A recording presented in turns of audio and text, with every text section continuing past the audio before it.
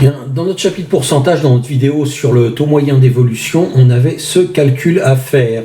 Alors je fais cette vidéo parce que je me suis dit que peut-être certains d'entre vous auraient du mal à le taper à la calculatrice. Donc, parce qu'il y a la fonction racine cubique, et donc je vais vous montrer comment on tape à la calculatrice une racine cubique, et de manière générale une racine de n'importe quel ordre. Vous vous rappelez, c'était pour calculer un taux moyen d'évolution quand le coefficient multiplicateur global était le nombre qui est sous la racine. Alors voilà comment on s'y prend.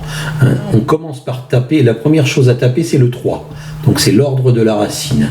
Donc je mets 3, et ensuite il faut faire appel à la fonction racine de n'importe quel ordre. Alors cette fonction se trouve dans le menu maths, on appuie sur la touche maths, et là vous voyez il faut descendre jusqu'au 5.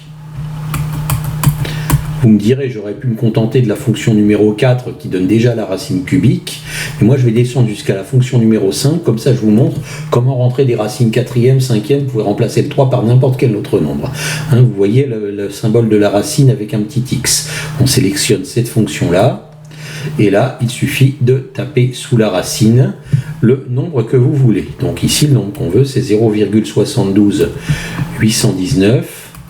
Alors il se peut que certains d'entre vous n'aient pas l'affichage mathématique et n'aient pas, vous voyez, le symbole de la racine qui grandit sous le nombre. Pour cela, il faut mettre, si vous n'avez pas le symbole de la racine qui grandit sous le nombre, si vous n'avez pas l'affichage mathématique, alors il vous faudra mettre le 0,72819 entre parenthèses. Donc en fait, il faudrait taper, voilà, si je reviens un peu en arrière, pour ceux qui n'ont pas l'affichage mathématique, qui n'ont pas le symbole de la racine qui grandit, il faudrait ouvrir une parenthèse et mettre 0,72819. Si vous avez comme moi le symbole de la racine comme ça qui s'allonge, vous n'avez absolument pas besoin de ces parenthèses, mais je vais les garder parce que ça ne change rien.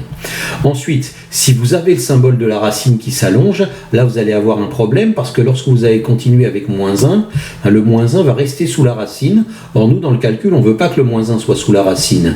Donc une fois que vous en êtes là, pour ne pas que le moins 1 soit sous la racine, il faut appuyer une fois sur la flèche à droite, ce qui vous permet de sortir de la racine carrée. Vous voyez, là vous êtes sorti de la racine carrée, et vous pouvez bien taper le moins 1 en dehors de la racine carrée. Et là, quand vous appuyez sur Entrée, vous voyez un moins 0,1003, c'est ce qu'on avait trouvé dans la vidéo. Ça, c'est le pourcentage moyen, mais écrit, le taux moyen, mais écrit sous forme décimale.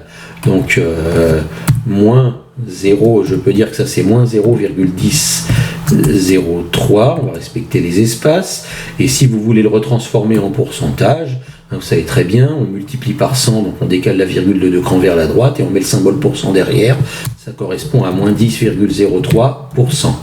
Donc voilà comment on tape une racine cubique à la calculatrice. Si vous voulez taper une racine 4e, une racine 5e, une racine 12e, et bien à la place du 3, vous tapez le nombre que vous voulez. Par exemple, une racine 12e, c'est très utile les racines 12e parce que ça permet de revenir d'un indice annuel à un indice mensuel parce qu'il y a 12 mois dans un an. Donc vous voyez, si je veux une racine 12e, je mets 12, maths, je vais chercher le symbole racine à l'option numéro 5, et là, vous voyez, j'ai la racine 12e et je peux mettre le nombre que je veux. Voilà, je tape n'importe quoi et ça me calcule bien la racine 12e de ce nombre. Donc voilà comment taper des racines de n'importe quel ordre avec votre calculatrice.